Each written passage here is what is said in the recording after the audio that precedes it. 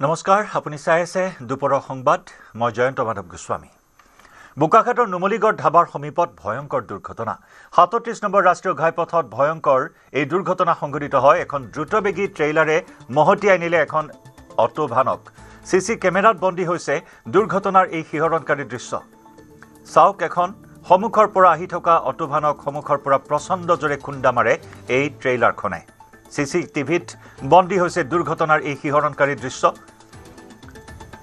AS05AC6320 নম্বৰৰ অটোখনক খুন্দিয়াই পলায়ন কৰে ট্ৰেইলাৰখনে ভয়ংকৰ দুৰ্ঘটনাটোত এজনৰ থিতাতে মৃত্যু হোৱাৰ বিপৰীতে গুৰুতৰভাৱে আহত হৈছে আন দুজন এই দুৰ্ঘটনাত মৃত্যু হোৱা লোকজন বোকাখাটৰ বৰাগাঁৱৰ চন্দন বৰা আহত মোহন দাস আৰু মহিপাল দাসক উদ্ধাৰ কৰি উন্নত চিকিৎসাৰ বাবে প্ৰেৰণ কৰা হৈছে জৰহাট মেডিকেল কলেজ হাস্পতাললৈ ইপিনে দুৰ্ঘটনা সংঘটিত কৰিয়েই ট্ৰেইলাৰ সহ পলায়ন কৰা চালকৰ সন্ধানত বোকাখাট আৰক্ষী আৰম্ভ কৰিছে অভিযান নুমলীগড় ধাবাৰ সমীপত সংঘটিত হৈছে এটা ভয়ংকৰ দুৰ্ঘটনা এক শিহৰণকাৰী দুৰ্ঘটনা এই শিহৰণকাৰী দুৰ্ঘটনাৰ দৃশ্য বন্দী হ'ল CCTVত চাওক কেনেদৰে দ্ৰুতবেগী ট্ৰেইলাৰখনে সমুখৰ পৰা আহি থকা এখন অটোভানক প্ৰচণ্ড জোৰে খুন্দিয়াই পলায়ন কৰে ঘটনাস্থলীৰ পৰা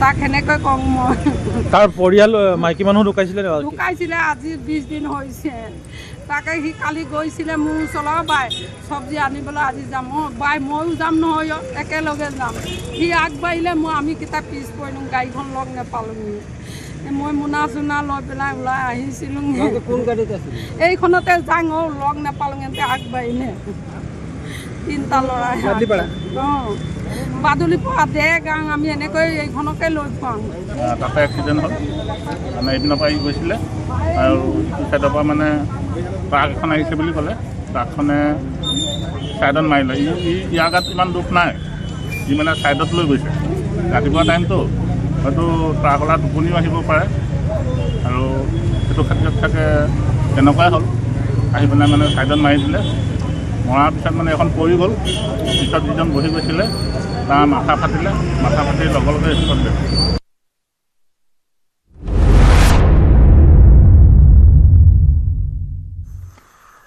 আজি মধ্য অসমত প্ৰশাসনৰ সৰ্ববৃহৎ উচ্ছেদ অভিযান নগাঁও জিলাৰ কামপুৰ আৰু লুটুমাৰী বনাঞ্চলত প্ৰশাসনৰ বৃহৎ উচ্ছেদ ৫,৯৬২ বিঘা ভূমি বেদখলমুক্ত কৰাৰ লক্ষ্য প্ৰশাসনৰ লুটুমাৰী বনাঞ্চলত বেদখলকাৰীৰ ২০৭০টা কেঁচা ঘৰ আৰু ১৯২টা পকী ঘৰ উচ্ছেদৰ লক্ষ্য প্ৰশাসনৰ অৱশ্যে উচ্ছেদৰ পূৰ্বে সহস্ৰাধিক পৰিয়ালে নিজৰ ঘৰ ভাঙি স্থান এৰিছে ঘৰৰ সমান্তৰালকৈ প্ৰশাসনে উচ্ছেদ কৰিছে ৯ নম্বৰ খেৰণী মাজগাঁও মছজিদ ইপিনে অপ্ৰীতিকৰ পৰিস্থিতিৰ আশংকাত মোতায়েন কৰা হৈছে বৃহৎ নিৰাপত্তাৰক্ষীৰ দল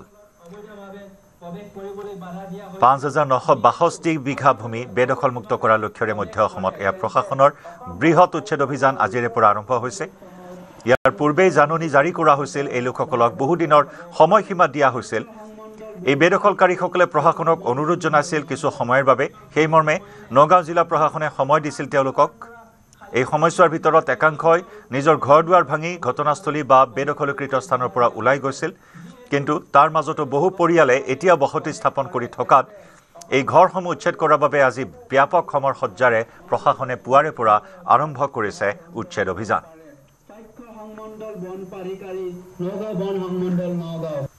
খালি নকৰিলে আৰু যিসকল এই বনাঞ্চলৰ পৰা খালি কৰি গুচি গৈছে তেওঁলোকৰ উক্ত বনাঞ্চলত অবৈধভাৱে কি কম আৰু দুখৰ বিষয় এতিয়া কি কম আৰু ক'বলৈ ভাষা নাই আৰু কি কম আজি কিমান দিন ধৰি আছিল আপোনালোকে আমি 40 বছৰ ধৰি আছো ইয়াত ক'ৰ পৰা আহিছিল আপোনালোকে আমিতো ইয়াতে আছিলোঁ ক'ত মায়ে আমাৰ গৰাখনীয়া মানুহ তাৰ পৰা আহিছে ইয়াতে আমাৰ গোটেই নথি পত্ৰ কপি ইয়াতে এতিয়া ক'লৈ যাব এতিয়া ক'ত যাম আমি ইয়াতে থাকিব লাগিব চৰকাৰে মাটি দিয়ক নহ'লে ইয়াতে আমাৰ মৰিব লাগিব ইয়াতে জেগা নাই আৰু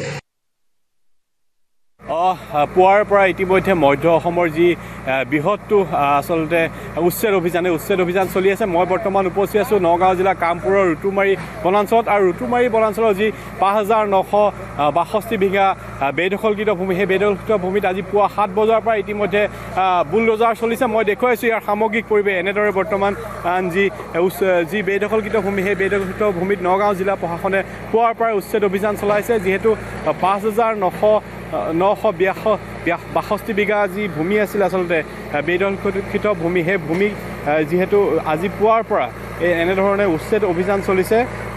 যিহেতু জিলা প্ৰশাসনে দুদিনৰ পূৰ্বৰ পৰাই জিলা প্ৰশাসনৰ বিভিন্ন বিষয়াসকল বা পুলিচ প্ৰশাসন সকলো ইয়াত বাহাৰ পাতিছিল। বাহাৰ পতাৰ পিছৰ পৰা আজি পুৱাৰ পৰা বুলডোজাৰ শব্দত কঁপি উঠিছে মধ্য অসম। আপোনালোকৰ ঘৰ ক'ত আছিলে? আপোনালোকৰ ঘৰ কোনটো আছিলে? এইটো ঘৰ? এইটো আপোনালোকে নিজে ভাঙিলে নে প্ৰশাসনে ভাঙিছে? আজি ভাঙিছে? কিমান দিন ধৰি ইয়াত আছিলে আচলতে?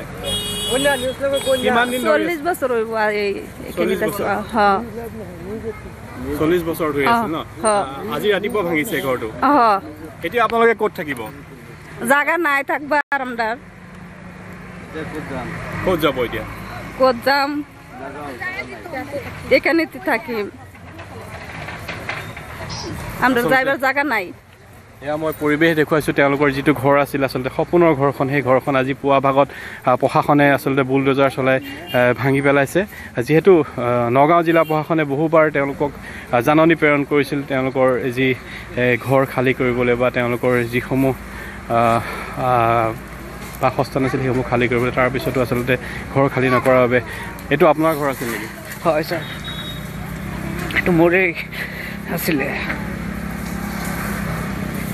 কিমান দিন হ'ল আপোনালোক? আজি ইয়াত 40 বছৰ হৈ গ'ল। 40 বছৰৰ ভিতৰত চৰকাৰে এনেকুৱা এটা জাননী একো দিয়া নাই যে তহঁতে থাকিব নোৱাৰিবি বা ইয়াত ঘৰ বনাব নোৱাৰিবি। চৰকাৰৰ চব অনুদান দি আছে, সব দিছে অনুদান। এনে ঘৰো বনাই দিছে, স্কুল আছে, চাউলৰ কাৰ্ড বনাই দিছে, কাৰেণ্টৰ হেৰি দিছে, ইলেক্ট্ৰিচিটি বিল আছে, সব আছে। এই 40 বছৰৰ ভিতৰত এদিনো চৰকাৰে আমাক একো কোৱা নাই। এতিয়া আজি একমাহ আগত নটিচ দিছে, দি পেলাই এতিয়া ঘৰটো ভাঙিলে। এয়া আচলতে উচ্ছেদিত লোকসকল মই দেখুৱাইছোঁ। এয়া পৰিৱেশ আচলতে কিছু সময় পূৰ্বে এই ঘৰটো পকী ঘৰটো আচলতে ভঙা হৈছে। এনেদৰে বৰ্তমান যি বুলডোজাৰ চলাই পুৱা, যিহেতু আমি কৈছোঁ যে পুৱা 7 বজাৰ পৰাই উচ্ছেদ অভিযান চলিছে নগাঁও জিলা প্ৰশাসনৰ তৰফৰ পৰা, আৰু পুৱা 7 বজাৰ পৰাই যি অভিযান চলিছে সেই অভিযান তেনেদৰে পকী ঘৰ ভাঙা হৈছে। আচলতে 5962 বিঘা ভূমি লুটুমাৰী বনাঞ্চলৰ, লুটুমাৰী সংৰক্ষিত বনাঞ্চলৰ ভূমি বেদখলকৃত হৈ আছিল, আৰু বেদখল মুক্ত কৰিবলৈ চৰকাৰে যি ব্যৱস্থা গ্ৰহণ কৰিছে আৰু ব্যৱস্থাৰ পৰিপ্ৰেক্ষিতত আজি পুৱাৰ পৰা দেখিবলৈ পোৱা গৈছে যে লুটুমাৰী বনাঞ্চলত উচ্ছেদ চলিছে। সেয়া আমাৰ সতীৰ্থ সাংবাদিক ভাস্কৰ শইকীয়াই দেখুৱাইছে উচ্ছেদ অভিযানৰ শেহতীয়া পৰিৱেশ পৰিস্থিতি। সমান্তৰালকৈ আমাৰ জ্যেষ্ঠ সাংবাদিক নীলোৎপল বৰাৰ সৈতে আমি সংযুক্ত হৈছোঁ। কেইবাটাও কেঁচা ঘৰ, কেইবাটাও পকী ঘৰ এই মুহূৰ্তত উচ্ছেদ কৰি আছে। সমান্তৰালকৈ মছজিদ উচ্ছেদ কৰা হৈছে। এই বিষয়ে আমি পোনপটীয়া সম্প্ৰচাৰত সংযুক্ত হৈছোঁ অধিক খবৰ জানিবলৈ আমাৰ জ্যেষ্ঠ সাংবাদিক নীলোৎপল বৰাৰ সৈতে। নীলোৎপল,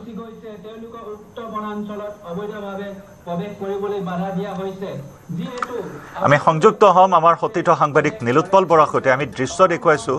এয়া প্ৰশাসনে মাইক যোগেও বেদখলকাৰীসকলক জাননী জাৰি কৰিছে বা অৱগত কৰিছে সেই স্থান পৰিত্যাগ কৰিবলৈ।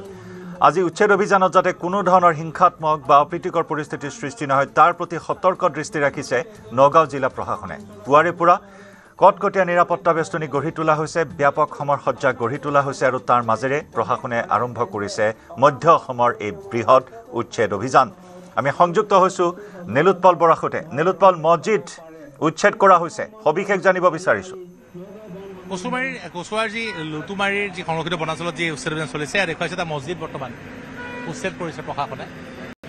এয়া এইটো মছজিদ লুটুমাৰীৰ কেৰণী, আৰু এই মছজিদটো বৰ্তমান উচ্ছেদ কৰা হৈছে। আৰু এয়া আমি দেখুৱাইছোঁ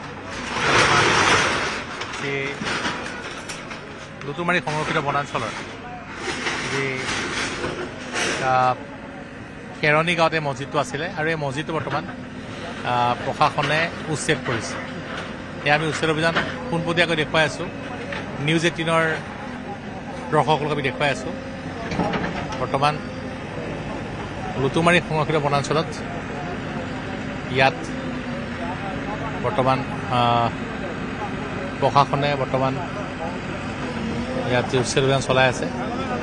এইবাৰ এটা বিভিন্ন ঘৰ উচ্ছেদ কৰাৰ পিছত এটা বৰ্তমান এটা মছজিদ উচ্ছেদ কৰিবলৈ আগবাঢ়িছে আৰু দেখিবলৈ পোৱা গৈছে যে ইয়াত বৰ্তমান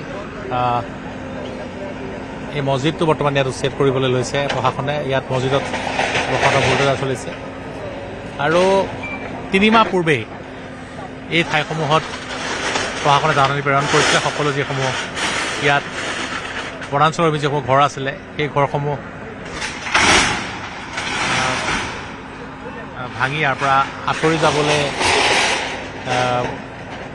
নিৰ্দেশ দিয়া হৈছিলে আৰু বৰ্তমান দেখিবলৈ পোৱা গৈছে যে যি প্ৰশাসনৰ যি নিৰ্দেশ নামানি যিসকলে ইয়াত আছিলে তেওঁলোকক যোৱাকালিও আহি পেলাই জিলা আয়ুক্তগৰাকীয়ে বুজনি দিছিলে আৰু এয়া এইদৰে মছজিদ এটা ভাঙি পেলাইছে। মই তাক দেখুৱাইছোঁ। লুতুমাৰী খেৰণি গাঁও বুলি কয়, খেৰণি গাঁৱত এইদৰে মছজিদ ভাঙি পেলোৱা হৈছে আৰু আমি দৃশ্যাংশ পোনপটীয়াভাৱে দেখুৱাইছোঁ। এয়া যি লুতুমাৰী গাঁৱৰ লুতুমাৰীৰ যি বিভিন্ন ঠাইত যি উচ্ছেদ চলিছে তাৰ ভিতৰত আটাইতকৈ ডাঙৰ কথা মই দেখুৱাইছোঁ। এয়া হৈছে যি লুতুমাৰীৰ যি খেৰণি গাঁৱৰ যি মছজিদ, সেই মছজিদটো বৰ্তমান এইদৰে ইয়াত মছজিদত বুলডোজাৰ চলোৱা হৈছে আৰু ইয়াৰ যিগৰাকী ইমাম তেওঁ ইতিমধ্যেই মছজিদ ত্যাগ কৰি আঁতৰি গৈছে আৰু এই অঞ্চলটোৰ যি ৰাইজৰ যি বাবে থকা যি মছজিদ সেই মছজিদটো বৰ্তমান ইয়াত উচ্ছেদ কৰা হৈছে আৰু এইদৰে দেখিবলৈ পোৱা গৈছে যে বিভিন্ন প্ৰান্তত পুৱাৰে পৰা উচ্ছেদ অভিযান চলিছে। বহু ধানৰ ফেক্টৰী উচ্ছেদ কৰা হৈছে, বহু তামোলৰ ফেক্টৰী উচ্ছেদ কৰা হৈছে। মই এগৰাকী ব্যক্তি আছোঁ। মছজিদটো ভাঙিব লাগিছে, এইটো আল্লাহৰ ঘৰ হয়, আমাৰ কলেজৰ টুকুৰা হয়। মছজিদটো ভাঙিব নালাগিছিলে। আমি মনত বহুত দুখ পাইছোঁ। আমাৰ ঘৰ অলপ দূৰতে আছে। আমি ইয়াত মাজে মাজে নামাজ পঢ়িবলৈ আহিছোঁ। আমাৰ ঘৰবিলাক ভাঙিছে কিন্তু আমাৰ যে আঞ্চলিক মছজিদটো যে ভাঙি আছে আমাৰ মনত বহুত দুখ পাইছোঁ। লাগি আছে মানুহৰ ঘৰ ভাঙিছে, এইটো ভাঙিব নালাগিছিলে। মছজিদটো ভাঙিব নালাগিছিলে চৰকাৰৰ। ইমামবোৰ এতিয়া ক'ত আছে নাজানো, ক'ত গৈছে। এইটো আমি ইয়াতে মাজে মাজে নামাজ পঢ়িবলৈ আহিছোঁ। এইটো বেছি দিন হোৱা নাই। মছজিদটো বনোৱা কিমান দিন হৈছে 11 চনত হৈছে মছজিদটো বনোৱা। 11 চনত বনাইছে। এইটো ভঙাটো জাননী আপোনালোকক প্ৰশাসনে দিছে? মছজিদটো ভাঙিব বুলি আগতে কৈছে, প্ৰশাসনে কৈছে? প্ৰশাসনেতো দিছে। আমাৰ এইটো ৰাইজৰ মাটি হয়, এইটো বনাইছে আৰু সেইটা আমি কি কৰিম আৰু ৰাইজৰ ঘৰ ভাঙিছে। এইটো আমি চৰকাৰে অৰ্ডাৰ দিছে ভাঙিছে। আমি মনত ইমান দুখ পোৱা নাই। আমাৰ কলিজাৰ টুকুৰা মছজিদটো ভাঙিছে, আমি মনত বহুত দুখ পাইছোঁ। এইটো ৰাখিব লাগিছে। আমিতো শুনা পাইছোঁ যে আল্লাহৰ ঘৰ নাভাঙে, মানুহৰ ঘৰ ভাঙি এতিয়া মছজিদো ভাঙি আছে। এইটো মই বহুত দুখ পাইছোঁ মনত। এইটো ঘৰটো ৰাখিব লাগিছে। আঞ্চলিক মছজিদ হয়, এই মছজিদটো ভাঙাটো আমাৰ মনত বিৰাট দুখ লাগিছে। কিন্তু আমাৰ ঘৰ দৰ ভাঙিছে, আমি এনেকা দুখ পোৱা নাই। কিন্তু আমাৰ মছজিদটো যে ভাঙিছে, আমাৰ ধৰ্মৰ ওপৰত যে এনেকা আঘাত কৰিছে, এইটো আমি বিৰাট দুখ পাইছোঁ, বিৰাট লাজ পাইছোঁ। দেখুৱালে এইসকল ৰাইজে বৰ্তমান যথেষ্ট ক্ষোভ ব্যক্ত কৰিছে আৰু তেওঁলোকে কৈছে যে যি মছজিদটো ভাঙি পেলোৱাক লৈ পেলাই ৰাইজে কৈছে ঘৰ ভাঙিছে, তেওঁলোকে দুখ পোৱা নাই। কিন্তু মছজিদ ভাঙি পেলোৱাক লৈ পেলাই যথেষ্ট তেওঁলোকে দুখ পাইছে অন্তৰত আৰু তেওঁলোকৰ ধৰ্মীয় অনুভূতিত আঘাত আনিছে বুলি তেওঁলোকে অভিযোগ কৰিছে। আৰু এইদৰে দেখিবলৈ পোৱা গৈছে যে ইয়াত যি খেৰণিত মছজিদ উচ্ছেদ কৰাৰ পিছতেই বৰ্তমান দেখিবলৈ পোৱা গৈছে ইয়াত ৰাইজে এইদৰে ক্ষোভ ব্যক্ত কৰিছে। নিৰুৎপল, ধন্যবাদ জনাইছোঁ আপোনাক।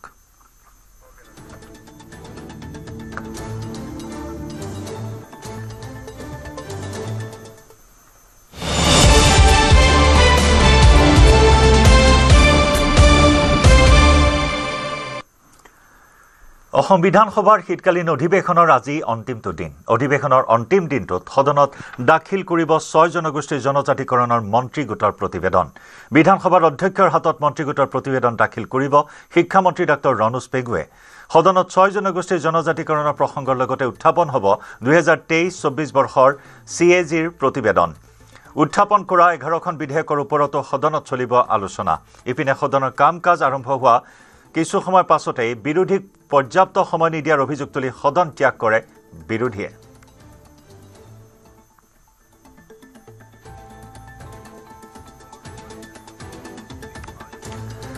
সদনত দাখিল কৰিবলগীয়া 6 জনগোষ্ঠীৰ জনজাতিকৰণৰ বাবে গঠিত মন্ত্ৰীগোটৰ প্ৰতিবেদনৰ পূৰ্বে কেইবাগৰাকী বিধায়কে প্ৰতিক্ৰিয়া প্ৰকাশ কৰে। কংগ্ৰেছৰ বিধায়িনী দলৰ নেতা দেৱব্ৰত শইকীয়াই প্ৰতিবেদন সম্পৰ্কে চৰকাৰক সমালোচনা কৰি ক'লে, নিৰ্বাচনৰ পূৰ্বে এয়া এক তোপ চৰকাৰৰ। দিল্লীলৈ অধ্যক্ষৰ নেতৃত্বত এটা গোট যাব, লগত যাব লাগে 6 জনগোষ্ঠীৰ প্ৰতিনিধি।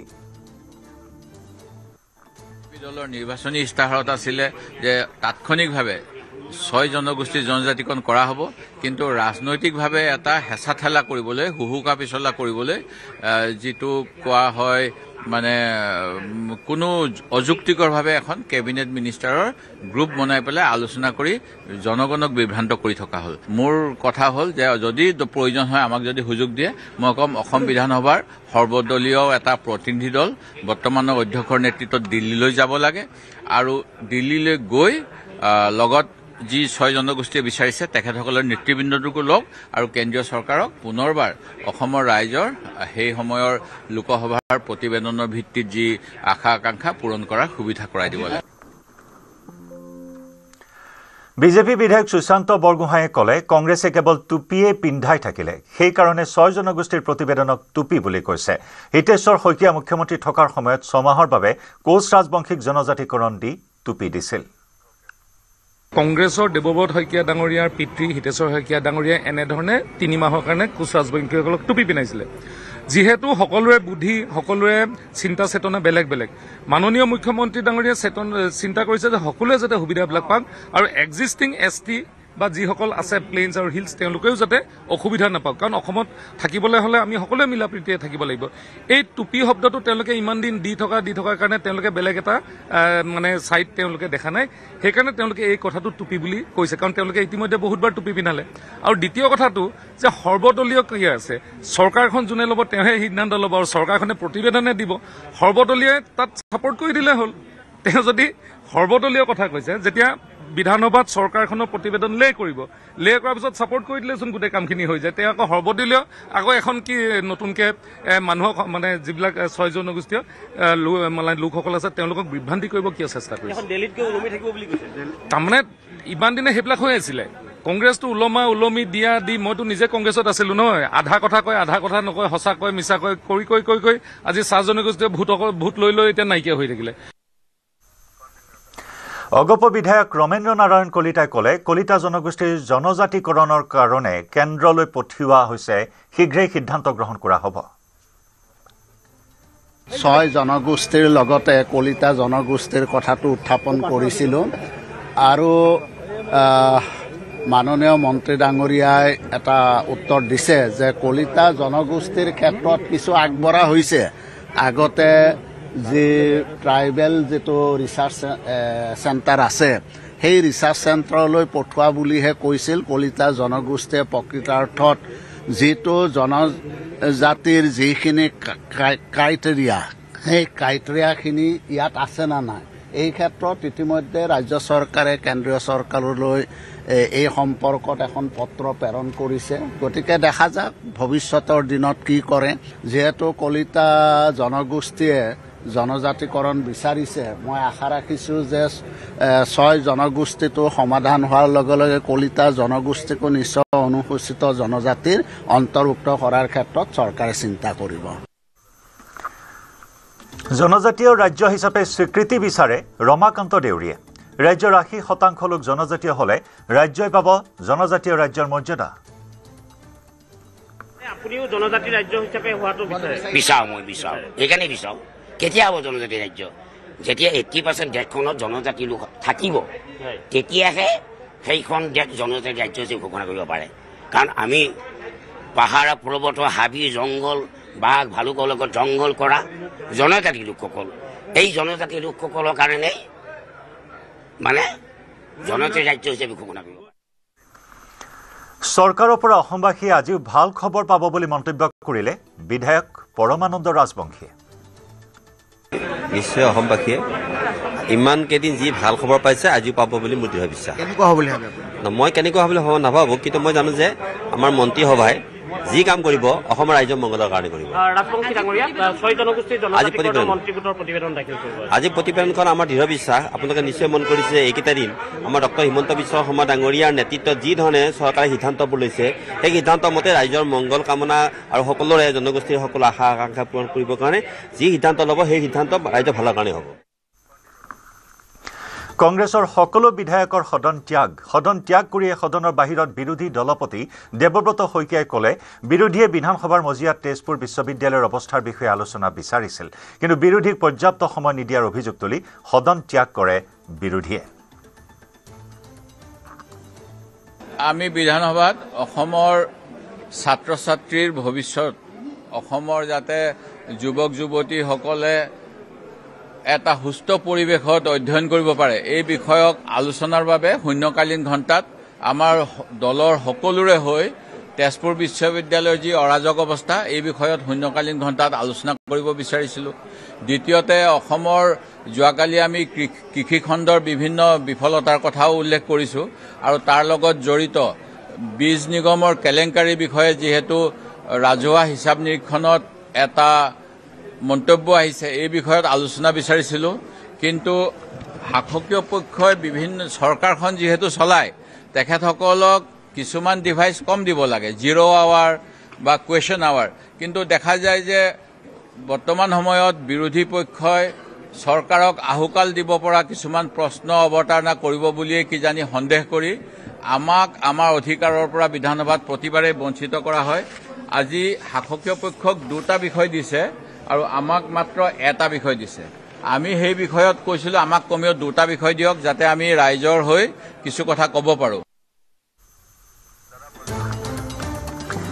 আজি দিনটোৰ কাৰ্যক্ৰমণিকাৰ শেহতীয়া খবৰ লাভ কৰিবলৈ আমি সংযুক্ত হৈছোঁ বিধানসভা চৌহদৰ পৰা সতীৰ্থ সাংবাদিক বলেন ভট্টাচাৰ্যৰ সৈতে। বলেন, আজি অন্তিম দিনৰ অধিৱেশন, এয়া ঐতিহাসিক অধিৱেশন বুলি ইতিমধ্যে চৰ্চিত হৈ আছে।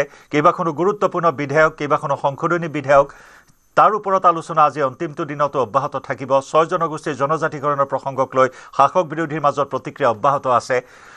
শেহতীয়াকৈ কি কাৰ্যক্ৰমণিকা বৰ্তমান চলি আছে বলেন? চাওক, বিধানসভাৰ অধিৱেশনৰ শীতকালীন অধিৱেশনৰ আজি অন্তিম দিন আৰু প্ৰশ্নোত্তৰ শিতানেৰে আৰম্ভ হোৱা সদনৰ অধিৱেশনৰ কাম কাজত বিশেষভাৱে আজি স্থান পোৱা কেইবাটাও প্ৰশ্নৰ ভিতৰত গৰু চিণ্ডিকেটৰ প্ৰসংগ স্থান পাইছিলে আৰু বিশেষভাৱে ৰাজ্য চৰকাৰৰ উদ্যোগত শেহতীয়াকৈ কি ধৰণৰ গৰু চিণ্ডিকেট চলি থকাৰ কথাখিনি বিৰোধীৰ তৰফৰ পৰা উপস্থাপন কৰিবলৈ বিচৰা হৈছিলে। দেখিবলৈ পোৱা গৈছে শাসক পক্ষৰ তৰফৰ পৰা সংসদীয় পৰিক্ৰমা মন্ত্ৰী চন্দ্ৰমোহন পাটোৱাৰী কিন্তু এই ক্ষেত্ৰত যে কোনো কাৰণতেই এই চৰকাৰৰ কাৰ্যকালত কোনো ধৰণে আচলতে তেনেকুৱা ধৰণৰ চিণ্ডিকেট চলি থকা নাই বুলি তেখেতে সজোৰে উত্থাপন কৰিছে। আৰু সেই ধৰণে যদি চাবলৈ যোৱা হয় শীতকালীন অধিৱেশনৰ আজি অন্তিমটো দিনৰ অতিকৈ গুৰুত্বপূৰ্ণ আৰু আকৰ্ষণীয় এই মুহূৰ্তৰ যদি আমি সিদ্ধান্ত বা বিষয় যদি চাবলৈ যাওঁ তেতিয়াহ'লে দেখিবলৈ পোৱা হৈছে যে 6 জনগোষ্ঠীৰ জনজাতিকৰণৰ মন্ত্ৰীগোটৰ প্ৰতিবেদন দাখিল 24 নম্বৰ আইটেমত থকা এই বিষয়টোৱে বিশেষভাৱে সকলোৰে এই মুহূৰ্তত দৃষ্টি নিবদ্ধ কৰি ৰাখিছে। কাৰণ এটা দীঘলীয়া সংগ্ৰাম, দীঘলীয়া এটা পৰিক্ৰমা আৰু সকলোৱে বিচাৰি থকা এটা প্ৰক্ৰিয়া যাক লৈ দেখিবলৈ পোৱা গৈছে ৰাজ্যৰ শেহতীয়া সময়ছোৱাত 6 জনগোষ্ঠীৰ জনজাতিকৰণ বিষয়ক লৈ বিভিন্ন সময়ত বিভিন্ন ধৰণে আচলতে ইয়াৰ কাৰ্যসূচী গ্ৰহণ কৰি আহিছে কেইবাটাও জাতি জনগোষ্ঠীয়ে। আৰু শেহতীয়াভাৱে যিহেতুকে মন্ত্ৰীগোটৰ প্ৰতিবেদন আজি দাখিল কৰা হ'ব, কেইবাটাও সকলো জাতি জনগোষ্ঠীয়ে এই মুহূৰ্তত অধীৰ অপেক্ষাৰে বাট চাই আছে আৰু এই প্ৰতিবেদনত প্ৰকৃততে কি ধৰণৰ বিষয়সমূহ সন্নিৱিষ্ট কৰা হ'ব। কাৰণ এইখন প্ৰতিবেদনেই হ'ব কেন্দ্ৰীয় চৰকাৰলৈ প্ৰেৰণ কৰিবলগীয়া এইখন প্ৰতিবেদন আৰু এই প্ৰতিবেদনৰ ওপৰত নিৰ্ভৰ কৰিয়েই কেন্দ্ৰীয় চৰকাৰে সিদ্ধান্ত গ্ৰহণ কৰিব। গতিকে এই প্ৰক্ৰিয়াটো আচলতে নিৰ্বাচনৰ প্ৰাকখনত ৰাজ্য চৰকাৰখনে কিদৰে আচলতে এই প্ৰক্ৰিয়াটো গোটেই আগবঢ়াই লৈ যাব এই বিষয়টোৰ ওপৰত সকলোৱে দৃষ্টি নিবদ্ধ আছে। গতিকে যি 26 তাৰিখৰ কেবিনেটত ইতিমধ্যে এই প্ৰতিবেদন গ্ৰহণ কৰা হৈছে আৰু সেই প্ৰতিবেদন আজি সদনৰ মজিয়াত দাখিল কৰা হ'ব। গতিকে এই প্ৰতিবেদনক লৈ সকলোৱে অধীৰ উৎসুকতাৰে এই মুহূৰ্তত বাট চাই আছে। গতিকে একেদৰে দেখিবলৈ পোৱা গৈছে যে এই আজিৰ প্ৰতিবেদনৰ মন্ত্ৰীগোটৰ প্ৰতিবেদনৰ সমান্তৰালভাৱে যদি চোৱা হয় কেইবাখনো সংশোধনী বিধেয়ক আজি সদনৰ মজিয়াত উত্থাপন হ'ব, কিন্তু মূল বিষয় যদি কেন্দ্ৰবিন্দু হিচাপে এই মুহূৰ্তত চাবলৈ যোৱা হয় সকলোৰে আচলতে দৃষ্টি নিবদ্ধ আছে 6 জনগোষ্ঠীৰ জনজাতিকৰণ। আপুনি যদি মন কৰা হয় এই সদনৰ মজিয়াতে দেখিবলৈ পোৱা গ'ল শীতকালীন অধিৱেশনৰ সময়ছোৱাতেই চাহ বাগিচাৰ অঞ্চলৰ লোকক ভূমিপাট্টা প্ৰদানৰ সিদ্ধান্ত যোৱাকালি যি বিধেয়ক উত্থাপন কৰা হ'ল বা আইনত পৰিণত হ'ল এই বিধেয়কখনে আচলতে সকলোৱে দৃষ্টি নিবদ্ধ কৰিছিলে। অৰ্থাৎ কিছু ক্ষেত্ৰত যদি আমি সদনৰ বাহিৰৰ পৰা বাহিৰলৈ আগবাঢ়ো তেতিয়াহ'লে দেখিবলৈ পোৱা হৈছে ২৬ৰ বিধানসভা নিৰ্বাচনৰ প্ৰাক মুহূৰ্তত ৰাজ্য চৰকাৰে গ্ৰহণ কৰা এই আইনে বা এই পদক্ষেপে বিশেষভাৱে চাহ বাগিচা অঞ্চলৰ লোকক যে যথেষ্টখিনি সন্তুষ্টি প্ৰদান কৰিব এই কথাখিনি নিশ্চিত আৰু সমান্তৰালভাৱে যি শেহতীয়া পৰিৱেশ আপুনি যদি চোৱা হয় কেইবাটাও জাতি জনগোষ্ঠীয়ে যি ধৰণৰ জনজাতিকৰণ বিষয়ক লৈ তেখেতসকলে বিভিন্ন ধৰণৰ কাৰ্যসূচী গ্ৰহণ কৰি আছে তেনে অৱস্থাত মন্ত্ৰীগোটত দাখিল কৰা এই প্ৰতিবেদনক লৈ আজিৰ তাৰিখত সকলোৱে দৃষ্টি নিবদ্ধ ৰাখিছে আৰু সমান্তৰালভাৱে এই প্ৰক্ৰিয়াখিনি যদি আগবাঢ়ি যায় সদনৰ মজিয়াত দাখিল কৰাৰ লগে লগে এটা প্ৰক্ৰিয়া আগবাঢ়িব গতিকে এই প্ৰক্ৰিয়াটোৰ লগে লগে দেখিবলৈ পোৱা হ'ব যথেষ্টখিনি কিন্তু এই দল সংগঠনসমূহৰ যি কাৰ্যসূচী সেই কাৰ্যসূচীখিনি স্তীমিত হৈ পৰিব অৰ্থাৎ ক'ৰবাত নহয় ক'ৰবাত শীতকালীন এই অধিৱেশনত গ্ৰহণ কৰা কেইবাটাও সিদ্ধান্তই আগন্তুক বিধানসভা নিৰ্বাচনক ভাৰতীয় জনতা পাৰ্টি আৰু বিজেপি মিত্ৰজোঁটে ক'ৰবাত নহয় ক'ৰবাত লাভান্বিত কৰিব এই দিশসমূহো কিন্তু ইয়াৰ লগতে সাঙুৰি ল'ব পাৰি গতিকে ২৬ৰ বিধানসভা নিৰ্বাচনৰ প্ৰাকক্ষণত এই শীতকালীন অধিৱেশনে কেইবাটাও নতুন নতুন দিশ দেখিবলৈ পোৱা হৈছে আৰু তাৰ ভিতৰত যদি চোৱা হয় চাহ বাগিচা অঞ্চলৰ লোকে লাভ কৰা ভূমিপট্টা বহুবা আইনখনেও দেখিবলৈ পোৱা গৈছে বিশেষভাৱে যিসমূহ স্থানত ৬ জনগোষ্ঠী ৬ স্বায়ত্তশাসিত পৰিষদৰ অধীনত BTRৰ বাহিৰৰ এলেকাত তাত কোনো এই আইন প্ৰযোজ্য কৰা হ'ব আৰু এইখিনিও আচলতে এক প্ৰকাৰ ক'ব পাৰি সপক্ষত চৰকাৰী সপক্ষত যেন এই গোটেই দিশটো দেখিবলৈ পোৱা গৈছে যদিও বিৰোধীৰ বিভিন্ন ধৰণৰ প্ৰত্যাহ্বান আছিল সেই প্ৰত্যাহ্বানকো নেওচি কিন্তু দেখিবলৈ পোৱা গৈছে এই আইনখন বলবৎ হৈছে গতিকে এই কথাখিনি বতৰাই কিন্তু শেহতীয়া এই শীতকালীন অধিৱেশনৰ কেইবাখনৰ বিধেয়কৰ ভিতৰত গ্ৰহণ কৰা এই সিদ্ধান্তসমূহে বিশেষভাৱে আগন্তুক বিধানসভা নিৰ্বাচনত শাসকীয় পক্ষক যে যথেষ্টখিনি লাভান্বিত কৰিব এই কথাখিনি কিন্তু বিৰোধীও আচলতে সেই ধৰণে আচলতে দেখিবলৈ পোৱা গৈছে আৰু আজিৰ এই মুহূৰ্তত যদি চোৱা হয় সকলোৱে দৃষ্টিনিবদ্ধ থকা বিষয়টো হৈছে ৬ জনগোষ্ঠীৰ জনজাতিকৰণৰ মন্ত্ৰীগোটৰ প্ৰতিবেদনক লৈ সকলোৱে অপেক্ষাৰত চলি আছে আৰু এই মুহূৰ্তত কেইবাটাও বিষয় এই মুহূৰ্তত সদনৰ মজিয়াত চলি আছে আৰু তাৰ ভিতৰত যদি আমি চাওঁ যে উদ্যোগ খণ্ডৰ উন্নয়নৰ ক্ষেত্ৰৰ বিষয়ক লৈ এই মুহূৰ্তৰ সদনৰ মজিয়াত কাম কাজ চলি আছে আমি ভুৱন পেগু ডাঙৰীয়া উপস্থিত আছে গতিকে আমি এটা ভাষ্য ল'বলৈ চেষ্টা কৰিম এখেতে সদনৰ ভিতৰলৈ প্ৰৱেশ কৰিছে গতিকে আমি পৰৱৰ্তী সময়ছোৱাত ভাষ্যসমূহ ল'বলৈ চেষ্টা কৰিম পৰে ভাগৰ পৰা প্ৰতিগৰাকী বিধায়কে জনপ্ৰতিনিধিয়ে সেইসমূহ ভাষ্য আগবঢ়াইছে বিশেষকৈ মন্ত্ৰীগোটৰ প্ৰতিবেদনৰ বিষয় প্ৰসংগত আজিৰ দিনটোত প্ৰতিগৰাকী জনপ্ৰতিনিধিৰ ভাষ্যসমূহ আগবঢ়াইছে আৰু সেই ধৰণে উল্লেখ কৰিব বিচাৰিছে এই প্ৰতিবেদনে যথেষ্টখিনি ক্ষিপ্ৰতা আগবঢ়াব আৰু এয়াই হয়তো ভৱিষ্যত দিনত যি সিদ্ধান্ত গ্ৰহণ কৰিব সেইখিনিৰ ক্ষেত্ৰত জনজাতিকৰণ বিষয়ক লৈ সকলোৱে অপেক্ষাৰত কৰি আছে আৰু তাৰ বাবে এতিয়া সকলোৱে অপেক্ষাৰত ধন্যবাদ বলেন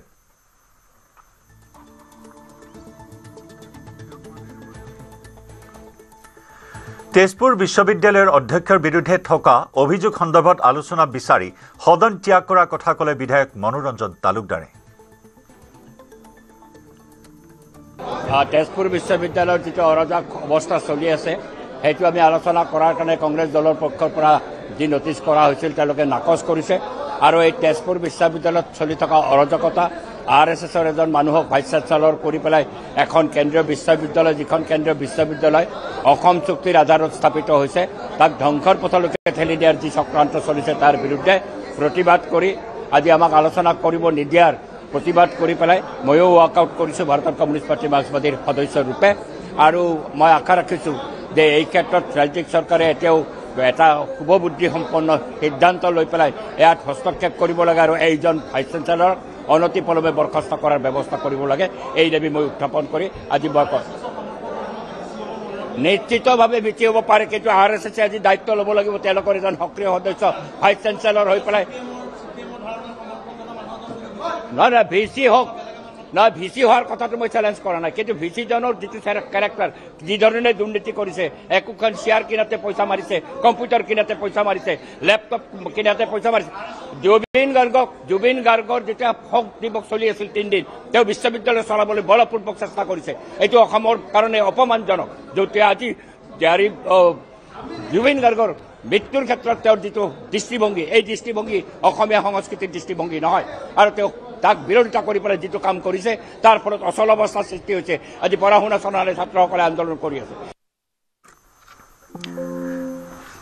জানুৱাৰীত অগপত যোগদান কৰিব AIUDFৰ 2 বিধায়কে অগপৰে যোগাযোগত আছে AIDFৰ 3 বিধায়ক AIDFৰ বিধায়ক কৰিমুদ্দিন বৰভূঞা আৰু অগপ গমনৰ চৰ্চা অগপৰ সৈতে যোগাযোগত আছে কংগ্ৰেছৰো 2 বিধায়ক সদনৰ বাহিৰত এই মন্তব্য কৰে অগপ নেতা ৰমেন্দ্ৰ নাৰায়ণ কলিতাই অৱশ্যে বিধায়কৰ নাম কোৱাৰ পৰা বিৰত থাকিল অগপ নেতাগৰাকী মইতো আগতেই কৈ আছো যে AIDFৰ 2-4 জন MLA আমাৰ অসম গণ পৰিষদ দলত যোগদান কৰিব গতিকে মই আশা ৰাখিছোঁ জানুৱাৰীৰ ভিতৰত নিশ্চয় 2-এজনে অসম গণ পৰিষদ দলত আমাৰ সিটিং MLA AIDFৰ যোগদান কৰাৰ 100% সম্ভাৱনা নামকেইটা আজি নকওঁ পিছত কম কাৰণ আজি কৈ দিয়াৰ লগে লগে জইন যেতিয়া কৰিব এতিয়াৰ যিটো এটা আমেজ মানুহে যিটো এটা উৎসুক হৈ লৈ থাকিব আই যদি কৈ দিওঁ সেই সময়ত একেবাৰে উৎসুকতাটো নাথাকিব সেই সময়ত কংগ্ৰেছৰ বৰ্তমান চলি আছে কিন্তু এতিয়ালৈকে মানে সেইটো সিদ্ধান্ত হোৱা নাই কথা বতৰা চলি আছে AIDFC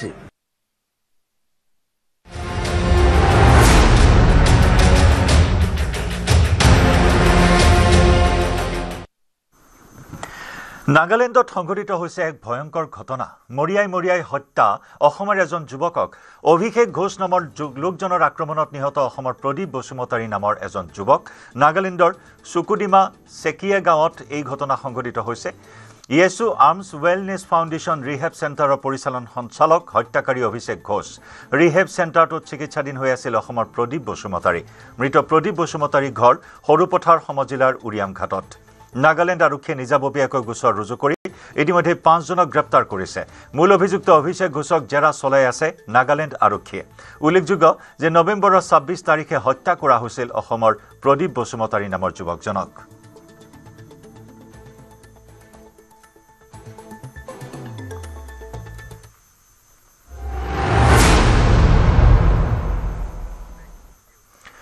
জামুগুৰিহাটৰ দক্ষিণাঞ্চলত বন্যহস্তীৰ উপদ্ৰৱ কাজিৰঙা ৰাষ্ট্ৰীয় উদ্যানৰ 6ষ্ঠ সংযোজনৰ পৰা নিশাৰ ভাগত ওলাই অহা জাক বন্যহস্তী জাকে অঞ্চলটোৰ পানপুৰ হকমা আমদৰা বিষ্ণুপুৰ আদি অঞ্চলত উপদ্ৰৱ চলাই আহিছে বন্যহস্তী জাকে ধান খেতিৰ লগতে সৰিয়হ মটৰমাহ খেতি গছকি তহিলং কৰিছে বন্যহস্তীৰ উপদ্ৰৱৰ বাবে একাংশ কৃষকে এতিয়া কেঁচা ধানকে কাটিবলৈ বাধ্য হৈছে অঞ্চলটোত বনৰীয়া হাতীৰ উপদ্ৰৱ ৰোধ কৰাৰ ক্ষেত্ৰত বন বিভাগে যেনে ধৰণে পদক্ষেপ গ্ৰহণ কৰিব লাগিছিল তেনে ধৰণে গ্ৰহণ নকৰাৰ অভিযোগ উত্থাপন হৈছে বন্যহস্তীয়ে খেতি পথাৰ খাই তহিলং কৰাত কৃষক ৰাইজে মূৰে কপালে হাত দিবলগীয়া হৈছে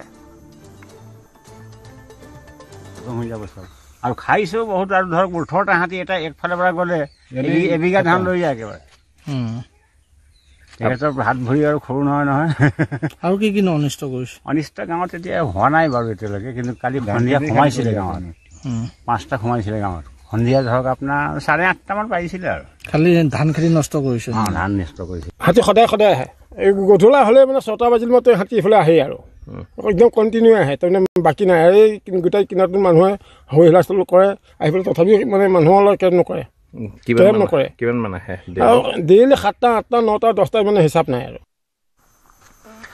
ৰাজ্যত অব্যাহত এনেদৰে হাতী মানুহৰ সংঘাত নিশা কলিয়াবৰতো বন্যহস্তীৰ আক্ৰমণত নিহত এজন 30 বছৰীয়া যুৱক শুকুৰবাৰে নিশা কলিয়াবৰৰ সোণাৰী গাঁৱত সংঘটিত হয় এই ঘটনা হাতীৰ আক্ৰমণত নিহত ভুৱন বৰদলৈ নামৰ যুৱকজন সোণাৰী গাঁৱৰ ধাননি পথাৰলৈ অহা হাতীয়ে আক্ৰমণ কৰে যুৱকজনক নিশাৰ অন্ধকাৰত ঘৰৰ বাহিৰলৈ ওলাই অহাৰ সময়তে সংঘটিত হয় এই অঘটন ঘৰৰ সমীপতে হাতীৰ আক্ৰমণত থিতাতে নিহত হয় যুৱকজন খাদ্যৰ সন্ধানত নিশা 2টা হাতীয়ে প্ৰৱেশ কৰে ধাননি পথাৰত নিশা ঘটনাস্থলীত উপস্থিত হয় বন বিভাগ আৰক্ষী বন বিভাগৰ বিৰুদ্ধে ক্ষোভ স্থানীয় লোকৰ বন বিভাগে বন্যহস্তীৰ উপদ্ৰৱ ৰোধৰ ক্ষেত্ৰত ব্যৱস্থা গ্ৰহণ নকৰাৰ অভিযোগ স্থানীয় লোকৰ নিশা হ'লেই কামাখ্যা পাহাৰৰ পৰা সোণাৰী কামাখ্যাৰ জনাঞ্চলেৰে ধাননি পথাৰলৈ আহে বন্যহস্তীৰ জাক নিশা অঞ্চলটোত বন বিভাগে পহৰা নিদিয়াৰ অভিযোগ তুলি জবাবদিহি কৰে বন বিভাগক যুৱকজনৰ অকাল মৃত্যু কেন্দ্ৰ কৰি নিশা সৃষ্টি হয় উত্তপ্ত পৰিস্থিতি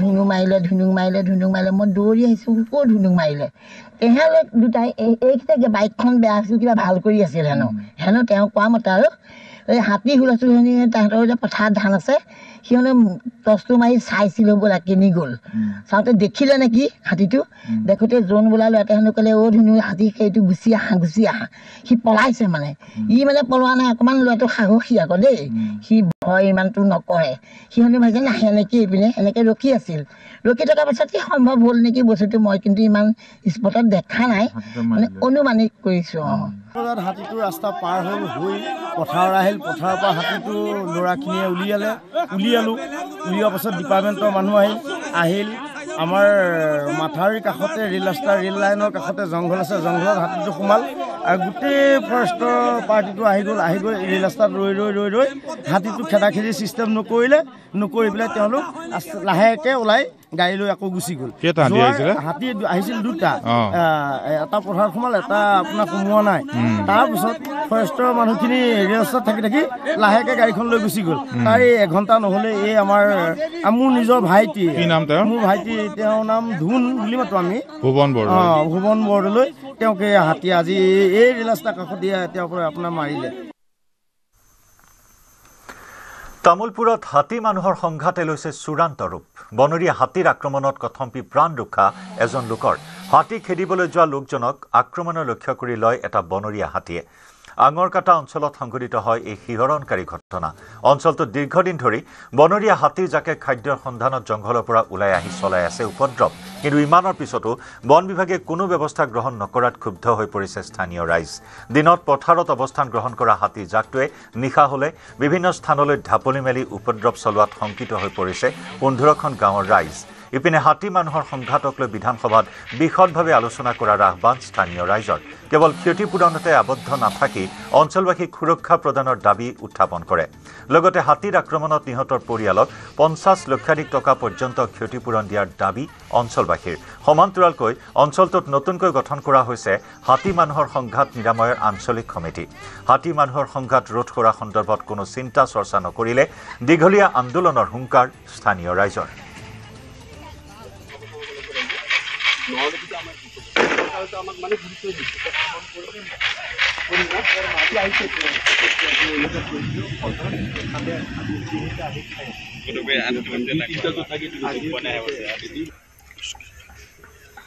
মুখ্যমন্ত্ৰী ডাঙৰীয়াক আমি আহ্বান জনাম যে হাতী মানুহৰ যিটো সংঘাত হৈ আছে সেই সংঘাতৰ ক্ষেত্ৰত যিসকল মানুহৰ মৃত্যুমুখত পৰে বা যিসকল চিৰঘূণীয়া হয় বা যি ঘৰবিলাক ভাঙি আছে তেওঁলোকৰ ক্ষতিপূৰণটো এই পুৰণিকলীয়া ক্ষতিপূৰণ আমি আৰু নামানো গতিকে ইয়াত ধন পৰ্যাপ্ত পৰিমাণৰ পুঁজি তেওঁলোকে বন বিভাগক দিব লাগিব আৰু বন বিভাগে হাতী প্ৰতিৰোধৰ ব্যৱস্থা কৰিব লাগিব নহ'লে আমাৰ কৃষক ৰাইজ কিন্তু জাগিছে ইয়াত এখন বৃহৎ কৃষক আন্দোলন হ'বলৈ গৈ আছে এই হাতী মানুহৰ যিটো প্ৰতিৰোধৰ যিটো সংগ্ৰাম সেই সংগ্ৰাম ইয়াতে আমি সীমাবদ্ধ ৰাখিব বিচৰা নাই এই সংগ্ৰাম আগন্তুক দিনত হয়তো গোটেই অসম জুৰি হ'ব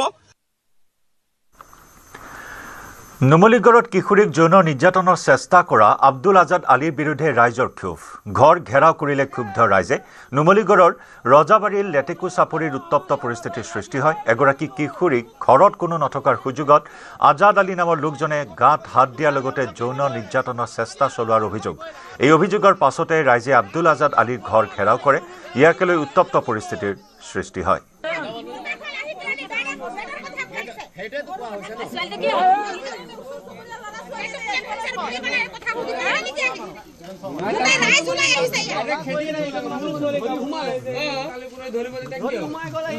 আগতে তো বৰগৰিয়াত সেম ঘটনা কৰি খেদন খাই পেলাই ইয়াত আহি ইমান দিনৰ পৰা আমি সহ্য বহুতখিনি কথা কৰো কিন্তু আজি যোনটো ঘটনা হৈ গ'ল এইটো সহ্য কৰিব নোৱাৰি আৰু আপোনালোকে এইটো একদম শুদ্ধ ব্যৱস্থা লৈ পেলাই ব্যৱস্থা কৰা আমি ইয়াত থাকিব নিদিওঁ মানুহজনক কেলে বৰগৰিয়াৰ পৰা সেম ঘটনা কৰি আজি এইটো মানে 2 নম্বৰ নহয় এইটো ধৰা পৰি খেদা খাই ইয়াত আহিছে আকৌ মাজতো বহুতখিনি কৰিলে কিন্তু সেইখিনি একো হোৱা নাই আকৌ আজি ধৰা পৰিছে কিন্তু আজি যদি আকৌ এৰ খাই কোনোবা ছোৱালীৰ লাইফ বৰবাদ হ'ব আছে কিন্তু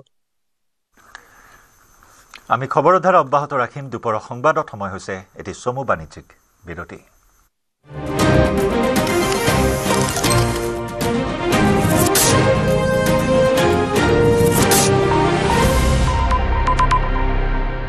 এইটো মাইথান ষ্টিল নহয় ওচৰ চুবুৰীয়াসকলে লগাইছে ষ্ট্ৰং মানে মাইথান ষ্টিল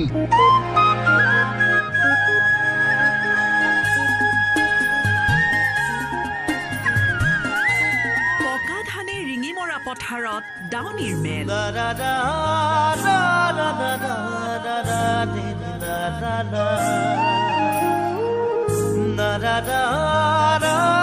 বিৰিয়াত ভাৰ বান্ধিছে সোণকটিৰ ভৰ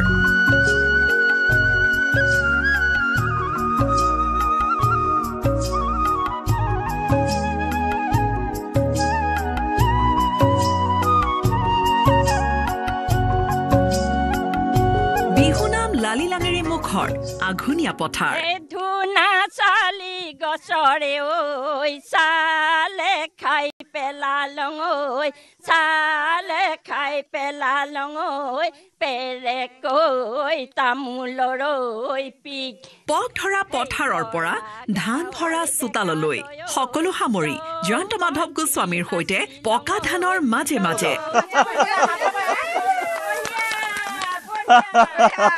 সঁচাকৈ প্ৰিয় দৰ্শক এইখিনি আমেজ লোৱাৰ মাদকতা আচলতে ভাষাৰে আমি বৰ্ণনা কৰিব নোৱাৰিম দেওবাৰে সন্ধিয়া 7:50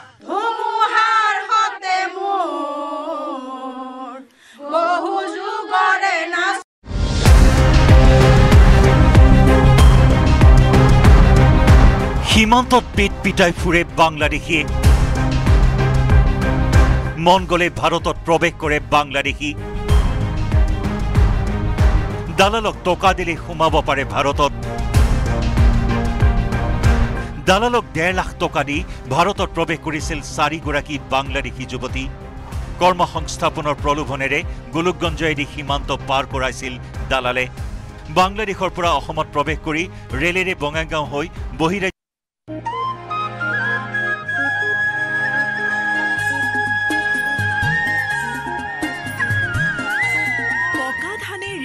পথাৰত ডাউনিৰ মেল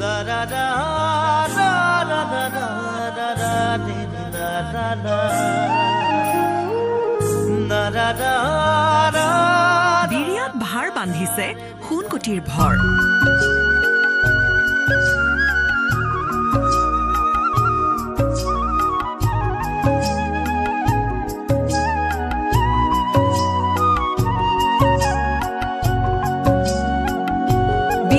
লালি লাঙেৰে মুখৰ আঘুনিয়া পথাৰ ধুনা চালি গছৰে ঐ চালে খাই পেলালং ঐ চালে খাই পেলালং ঐ পেৰেকৈ তামোলৰ ঐ পিক পক ধৰা পথাৰৰ পৰা ধান ভৰা চোতাললৈ সকলো সামৰি জয়ন্ত মাধৱ গোস্বামীৰ সৈতে পকা ধানৰ মাজে মাজে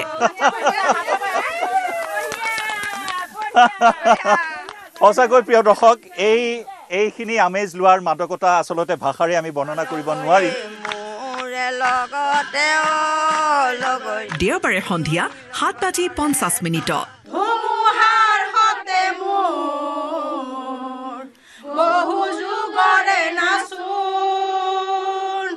এইটো মাইথান ষ্টিল নহয় ওচৰ চুবুৰীয়াসকলে লগাইছে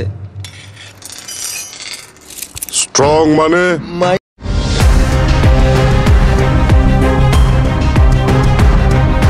সীমান্তত পিট পিটাই ফুৰে বাংলাদেশী মন গলে ভাৰতত প্ৰৱেশ কৰে বাংলাদেশী দালালক টকা দিলে সোমাব পাৰে ভাৰতত দালালক 1.5 লাখ টকা দি ভাৰতত প্ৰৱেশ কৰিছিল 4 গৰাকী বাংলাদেশী যুৱতী কৰ্মসংস্থাপনৰ প্ৰলোভনেৰে গোলকগঞ্জেদি সীমান্ত পাৰ কৰাইছিল দালালে বাংলাদেশৰ পৰা অসমত প্ৰৱেশ কৰি ৰেলেৰে বঙাইগাঁও হৈ বহিৰাজ্যলৈ যোৱাৰ সময়তেই বঙাইগাঁও ৰেল ষ্টেচনত আৰক্ষীয়ে আটক কৰিছিল এই বাংলাদেশী যুৱতী কেইগৰাকীক অৱশেষত সোধা পোছাৰ অন্তত আৰক্ষীয়ে বাংলাদেশলৈ প্ৰত্যৰ্পণ কৰে ধৃত 4 যুৱতীক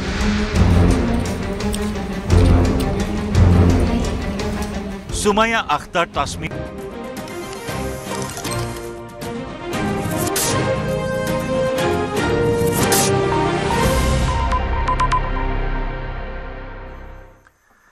ধুবুৰীৰ তামাৰহাটত ভূমিকেন্দ্ৰিক সংঘাতত 3জনকৈ লোক আহত তামাৰহাটৰ উজান পেটলাত দুই পক্ষৰ মাজত এই আক্ৰমণ প্ৰতি আক্ৰমণৰ ঘটনা সংঘটিত হৈছে চোকা অস্ত্ৰৰ আক্ৰমণত দুই ফৈদৰ মাজত 3জন গুৰুতৰভাৱে আহত হৈছে এটা পক্ষ জলিল শ্বেখ আৰু আনটো পক্ষ আব্দুল মজিদ শ্বেখ আৰু সাদিক আলী শ্বেখ আহত হৈছে। দীৰ্ঘদিন ধৰি দুই ফৈদৰ মাজত ভূমিকেন্দ্ৰিক সংঘাত চলি আছিল। 3 জনকে তামাৰহাটৰ ক্ষুদ্ৰ প্ৰাথমিক চিকিৎসালয়ত ভৰ্তি কৰোৱা হৈছে। বিবদমান ভূমিত নিৰ্মাণ কৰা গৃহটো আনটো পক্ষই অগ্নি সংযোগ কৰে।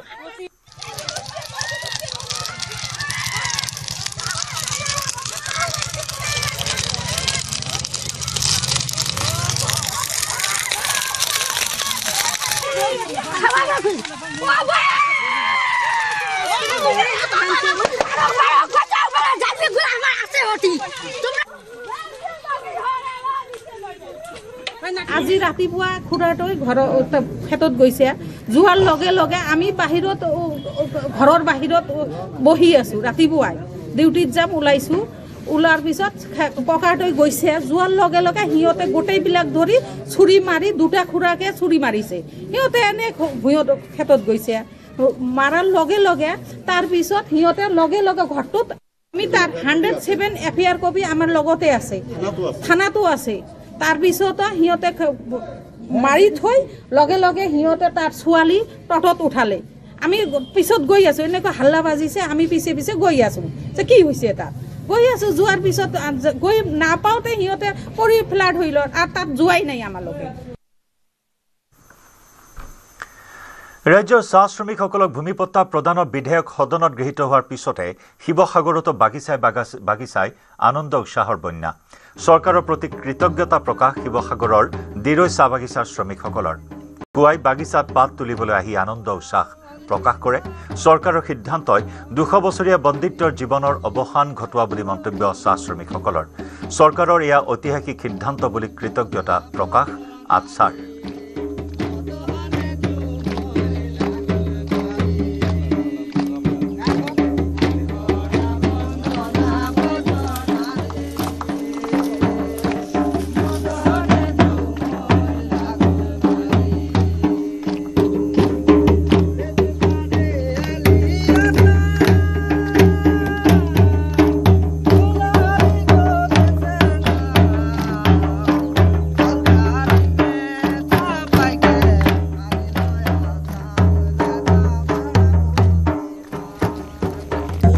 ৰাজ্যৰ চাহ শ্ৰমিকসকলক ভূমিপট্টা প্ৰদানৰ বিধেয়ক কালি সদনত গৃহীত হোৱাৰ পিছতে শিৱসাগৰ জিলাৰো চাহ বাগিচাই বৰ্তমান চাহ শ্ৰমিকসকলৰ মাজত আনন্দৰ বন্যা বৈছে। আৰু এই খবৰ লাভ কৰাৰ পিছত এনেধৰণে আনন্দ উৎসাহ প্ৰকাশ কৰা পৰিলক্ষিত হৈছে।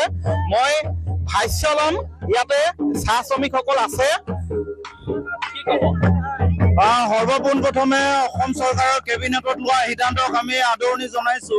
যিহেতু এটা 200 বছৰীয়া ইতিহাসত অসমত বসবাস কৰা এই চাহ জনগোষ্ঠীৰ লোকসকলে ভাৰতবৰ্ষ স্বাধীনতা হোৱাৰ পিছতো কিন্তু নিজাববীয়াকে নিজৰ অধিকাৰত জীৱন যাপন কৰিব পৰা স্বাধীনতা পোৱা নাছিল। আৰু যোৱাকালি অসম বিধানসভাৰ কেবিনেটত যি সিদ্ধান্ত লৈছে Assam fixation of ceiling on land holding amendment bill 2025ক আমি সমগ্ৰ অসমৰ চাহ জনগোষ্ঠীৰ ৰাইজে স্বাগতম জনাইছো, আদৰণি জনাইছো। আৰু এটা ঐতিহাসিক মুহূৰ্ত হিচাপে আমি পৰিগণিত কৰিব বিচাৰিছো। যিহেতু প্ৰতিগৰাকী চাহ শ্ৰমিকৰ সন্তানে আজি তাৰিখলৈকে নিজৰ শৈক্ষিক ভৱিষ্যত ত্যাগ দিব লগা হৈছিল সেই কোৱাৰ্টাৰটো আৰু মাটিটো ৰক্ষাৰ স্বাৰ্থত। কিন্তু প্ৰতিগৰাকী চাহ শ্ৰমিকে আজি তাৰিখত এটা কথা সুনিশ্চিত হৈছে যে নিজৰ মাটি নিজৰ কোৱাৰ্টাৰতে নিজৰ অধিকাৰ। এনেকুৱা ধৰণৰ এটা বিল পাছ কৰাৰ কাৰণে সিদ্ধান্ত লোৱাৰ কাৰণে অসম চৰকাৰক ধন্যবাদ জ্ঞাপন কৰিব বিচাৰিছো। কি ক'ব? আমি ধন্যবাদ জ্ঞাপন কৰিছো। যিহেতু 200টা বছৰ অতিক্ৰম কৰিলো আমি অসমত বসবাস কৰা চাহ জনগোষ্ঠীৰ লোকসকলৰ দীৰ্ঘদিনৰ সমস্যা, দীৰ্ঘদিনৰ প্ৰতিবাদ আছিলে। দীৰ্ঘদিনৰ যিহেতু সমস্যা আছিলে যে মাটিৰ পটা আৰু মজুৰি বৃদ্ধিকে ধৰি আপোনাৰ জনজাতিকৰণ, তাৰে আমি দেখিবলৈ পাইছো যে যিহেতু সদনত তেওঁলোকে উত্থাপন কৰি আমাৰ যিহেতু মাটিৰ পটা তেওঁলোকে অসমত বসবাস কৰা যিসকল চাহ জনগোষ্ঠীৰ লোকসকল আছিলে তেওঁলোকক মাটিৰ পটা প্ৰদান কৰিম বুলি কৈছে। গতিকে এই পদক্ষেপক আমি মাননীয় অসমৰ মুখ্যমন্ত্ৰী ডাঙৰীয়াক আমি অসম চাহ জনজাতি ছাত্ৰ সন্থাৰ পৰা বহুত বহুত ধন্যবাদ জ্ঞাপন কৰিছো। খবৰ পাই কেনেকুৱা লাগিছে? ভাল লাগিছে আৰু আমি বিচাৰিছো সেইটো হ'বই লাগে বুলি। কি ক'ব? ভালে হ'ব, আশা কৰিছে? ভাল লাগিছে, আশা কৰিছো। চৰকাৰে লোৱা পদক্ষেপ কি ক'ব? ভাল বুলি কম। হয়, সকলোৱে আচলতে তেওঁলোকে ইতিমধ্যেই উল্লেখ কৰিছে যে এই পদক্ষেপক আদৰণি জনাইছে। অসমৰ চাহ শ্ৰমিকে এতিয়া লাভ কৰিব ভূমিৰ অধিকাৰ কলিয়াবৰতো চাহ শ্ৰমিক ৰাইজৰ মাজত আনন্দৰ জোৱাৰ ৰাজ্য চৰকাৰে চাহ শ্ৰমিক ৰাইজক মাটিৰ পট্টা প্ৰদান কৰিবলৈ লোৱা সিদ্ধান্তক আদৰণি কলিয়াবৰৰ কেলিডেন চাহ বাগিচাৰ চাহ শ্ৰমিক ৰাইজৰ বছৰ বছৰ ধৰি চাহ বাগিচাৰ লাইনত বসবাস কৰা চাহ শ্ৰমিকক ভূমি পট্টা প্ৰদানৰ দাবী জনাই আহিছিল আটছা আছা চাহ মজদুৰ সংঘকে ধৰি চাহ জনগোষ্ঠীয় দল সংগঠনে 200 বছৰ ধৰি চাহ বাগিচাত বসবাস কৰা বা চাহ বাগিচাৰ লাইনত বসবাস কৰা লোকসকলে ভূমিৰ অধিকাৰ লাভ কৰা নাছিল অৱশেষত বিধানসভাত তেওঁলোকৰ বাবে সুখবৰ কঢ়িয়াই আনিছে কিয়নো চাহ বাগিচাত বসবাস কৰা লোকসকলৰ ভূমি পট্টা লাভ কৰিব ইয়াত যেহেতু মই কেলিডেন চাহ বাগিচাত আছো ইয়াত স্থানীয় একাংশ লোক আছে আমি তেওঁলোকৰ পৰা জানিব চেষ্টা কৰিম যে চৰকাৰে এক ঐতিহাসিক সিদ্ধান্ত লৈছে চাহ বাগিচাত বসবাস কৰা লোকসকলক অৱশেষত ভূমি পট্টা দিয়াৰ তেওঁলোকে চিন্তা চৰ্চা কৰিছে আমি আপোনালোকৰ চেনেল যোগেদি আমি অসম চৰকাৰক ধন্যবাদ জনাইছোঁ মাননীয় মুখ্যমন্ত্ৰী মহোদয়লৈ আৰু আমাৰ শ্ৰম মন্ত্ৰী মহোদয়লৈ আমি অনুৰোধ জনাইছোঁ যে অসম চাহ মজদুৰ সংঘ আৰু আদিবাসী ছাত্ৰ সন্থা আৰু চাহ জনজাতি ছাত্ৰ সন্থাৰ দাবীত আৰু সকলো চাহ শ্ৰমিকৰ দাবীত আজি এই ভূমি পট্টা পোৱাত বা আজি এই বিলখন পাছ হোৱাত আমি অতি আনন্দিত হৈছোঁ ধন্যবাদ প্ৰথমে কোন আপোনালোকৰ চেনেলত আমাৰ কেলিন চাহ বাগিচাত আহি পেলাই আমাক যোনটো জানিব বিচাৰিছে আপোনালোকক ধন্যবাদ আপোনাৰ চেনেলক ধন্যবাদ আৰু আমাৰ প্ৰথমতে আমাৰ অসম চৰকাৰকো ধন্যবাদ জ্ঞাপন কৰিছোঁ আমাৰ মানে চাহ জনগোষ্ঠী সকলক মাটি পাট্টা দিয়াৰ কাৰণে বিশেষকৈ আমাৰ চাহ জনগোষ্ঠী আজি সুখী আৰু আমাৰ SMS আমাৰ আটছা আছা সবক ধন্যবাদ জ্ঞাপন কৰিছোঁ ইহঁতে লাগি পেলাই চৰকাৰৰ তাত লাগি পেলাই আমাক মানে এই মাটি পাট্টা দিয়াৰ বাবে আবেদন কৰিছে সেইকাৰণে সিহঁতকো ধন্যবাদ জ্ঞাপন কৰিছোঁ আৰু আমাৰ গোটেই ৰাইজে সকলোৱে সুখী আজি দিনত যাতে আমাৰ হাজৰাটো বৃদ্ধি কৰক আৰু আমাৰ STটো দিবৰ কাৰণে আমি অসম চৰকাৰক দাবী জনাইছোঁ এইটো যদি কৰি দিয়ে আমাৰ কাৰণে আৰু সুখী আমি কথা নিশ্চয় এনেদৰে তেওঁলোকে উৎফুল্লিত হৈছে ইয়াৰ সৈতে সময় হ'ল দুপৰৰ সংবাদৰ পৰা বিদায় লোৱাৰ নমস্কাৰ